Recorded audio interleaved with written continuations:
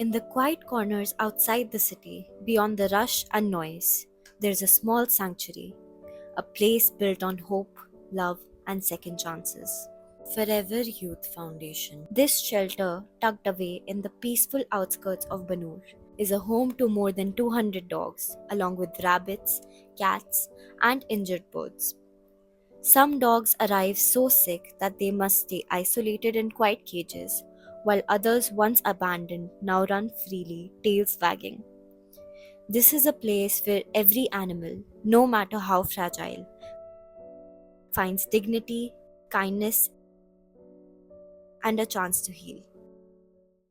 Starting मेरी अ, मैं एक टीचर रही हूँ। मेरी घर पे एकेडमी चलती थी। तो जैसे बच्चे छोटे थे, मतलब आज से अपने आप को अगर 10-12 साल पहले सोच लो तो बच्चे छोटे थे, उनको बाहर जितने भी स्ट्रे डॉग्स होते थे उनसे प्यार था। कभी फीड करने से, कभी एक रोटी डाल दी, जैसे आम लोग कर देते हैं। फिर बच्चे जैसे खेलते थे, खेल ये ना, मेरा बेटा साइकिल चला रहा था, तो एक डॉग उसके पीछे, जैसे ये मूविंग ऑब्जेक्ट होते हैं ना, तो डॉग्स भी पीछे भागते हैं। तो वो साइकिल चला रहा था, वो पीछे आया, उसने उसकी जैसे निक्कर को पकड़ लिया, तो वो थोड़ा डर गया। फिर मैं उसके साथ रहने लग गई, हम फीड करने लग गए। एक बच्चे को किया, दो बच्चे को किया, करते करते हमने फीडिंग का ही शुरू कर दिया। हम रोज शाम को फीडिंग का पूरा मटेरियल तैयार करते थे। पहले एक डॉग को देना शुरू किया, अपनी गली में शुरू किया, फिर दूसरी गली में शुरू किया।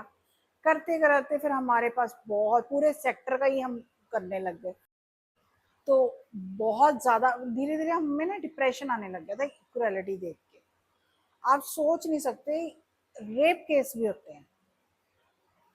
तो पपीज को उठा के ले जाना और उस मतलब उसके साथ वो सेक्सुअली हरासमेंट के बाद उसको मार के फेंक देना, ये तो आम बातें हो गई हैं आज की।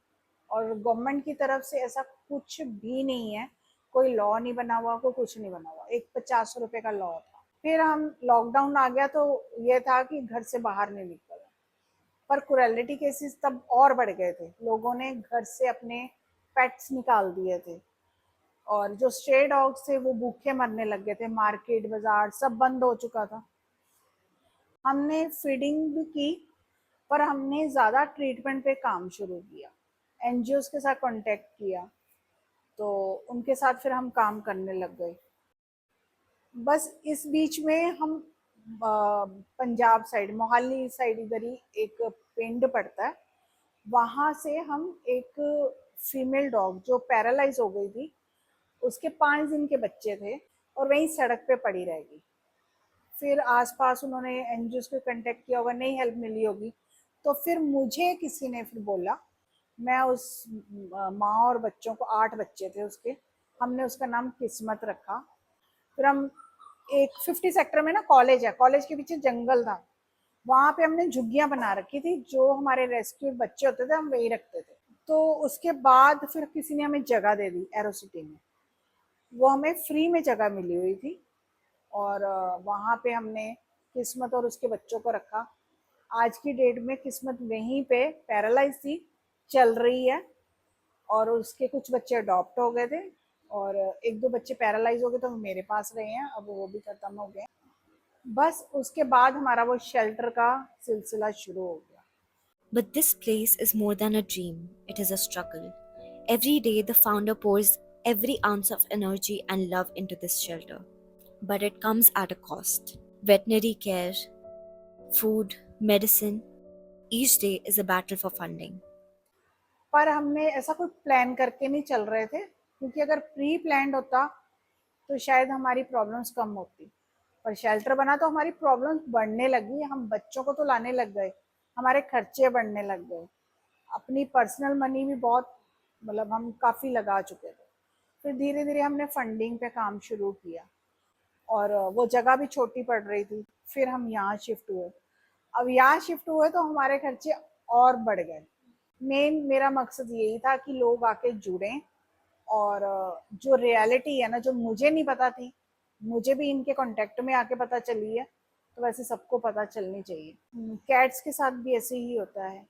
रैबिट्स जो होते हैं वो लोग खाने के लिए ले जाते हैं। आप सोच सकते हो रैबिट्स पका के खाए जाते हैं।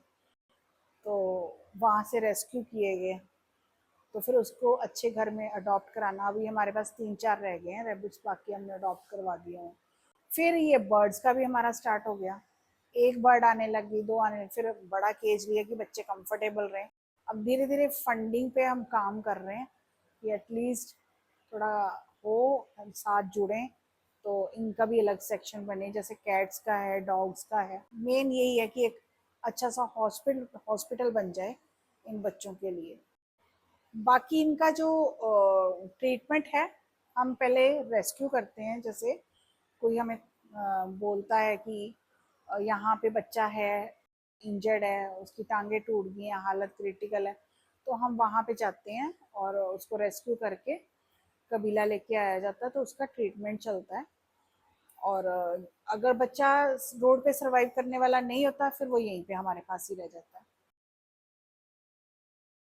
पैरालाइज बच्चों की लाइफ थोड़ी टफ होती है, क्योंकि उनका यूरिन तक खुद ही हमें निकालना पड़ता है, खाना भी उठा के। कई बच्चे तो ऐसे होते हैं कि पूरी बॉडी ही डेड हो चुकी होती है, तो उनको 2 टाइम खाना हमें खुद ही खिलाना होता है। ये सारा काम स्टाफ ज़्यादा कर रहा है अब, क्योंकि पहले मैं खुद ग्राउंड लेवल पे करती थी, पर अब धीरे धीरे मुझे ये लग रहा था कि अगर मैं ही लोगों से कांटेक्ट नहीं करूँगी तो खर्चा कैसे चलेगा। अब ज़्यादा मेरा काम फंडिंग का रहता है। स्टाफ मेरे को ऐसा रखती हूँ कि जो खुद एनिमल लवर हो। तो अब ये रेस्ट करके फिर ये ट्रीटमेंट के लिए जाएंगे, और खाना बनेगा, इनका खाना खिलाएंगे, फिर कंफर्टेबल होके जहाँ जहाँ इनको सुलाना है। रात के 12-1 बज जाते हैं इनको, सुबह अर्ली मॉर्निंग उठते हैं ये। बस ये कमरे हैं, खाली हैं, यहाँ पे कोई नहीं ऐसे बैठता। खाने के लिए खाने का इनका बनता है, वॉशिंग मशीन है, कपड़े यहीं पे धुलते हैं। तो ये एरिया हमने कवर करवा दिया किसी तरह से। और यहाँ पे ये खाना अब ठंडा हो रहा है, फिर स्टाफ बाद में इसको परोसेगा और ये बच्चे खाना खाएंगे सब। स्टाफ बाकी पैरावेट्स वगैरह उस टाइम ये देखते हैं कौन खा रहा है कौन नहीं खा रहा। तो कई ऐसे बच्चे आए हैं, एक लेब्रा आया था, बहुत बूढ़ा था, 13 साल का, मतलब 13 साल वो उस फैमिली के साथ रहा है, और एकदम अचानक उसकी फैमिली ने उसको छोड़ दिया, ये कह के कि मतलब बूढ़ा हो गया और हम इसको अब लास्ट टाइम सेवा नहीं कर सकते। क्योंकि वो सेवा क्या थी, 2 टाइम उसकी ड्रिप लगनी थी, उसको खुद उठा के खाना खिलाना था, वो नहीं कर सकते थे। तो वो बेचारा कहाँ से सर्वाइव करता, 3-4 दिन वो ट्रॉमा में ही रहा। हम ड्रिप लगा सकते हैं, हम वो प्यार तो नहीं दे पाएंगे ना जो वो फैमिली से वो कर रहा था। जितना मर्जी कर लो, लास्ट में उसकी डेथ हो गई, वो इसी ट्रॉमा में ही चले जाएंगे। हम उनको पहले ही बोल देते हैं मैडम यहाँ आएगा बचेगा भी नहीं, हम जितना मर्जी ट्रीटमेंट कर ले वो बचेगा ही नहीं। बाकी हमारा काम है इंडीज को प्रमोट करना। अगर आप लोगों के अंदर ये चीज है कि नहीं हमें ब्रीड पालनी है बड़ी से बड़ी, लोगों को होता है आते हैं बच्चे आते हैं हमारे को बोलेंगे हमारे को लेब्रा दे दो, हस्की दे दो अगर आपके पास है तो। पर इसके अंदर की कहानी किसी को नहीं पता।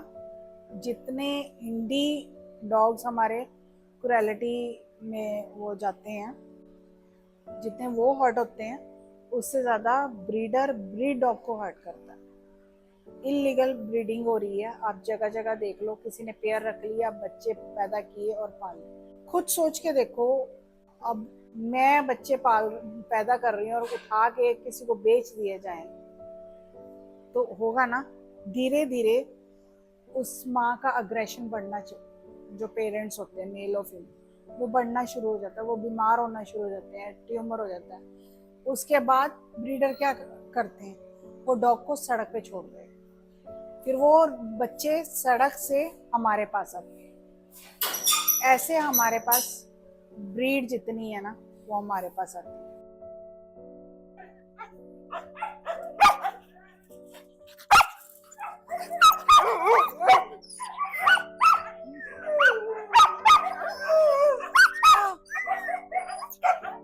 ये एक्चुअली हम ना पानी गिरा देते हैं, बहुत गर्मी होती है तो यहाँ पे आराम से ना बैठे रहते हैं ये। But even in these challenges, there's a quiet strength. Each dog, each rabbit, each bird, and each monkey, every single life has a symbol of hope that refuses to give up.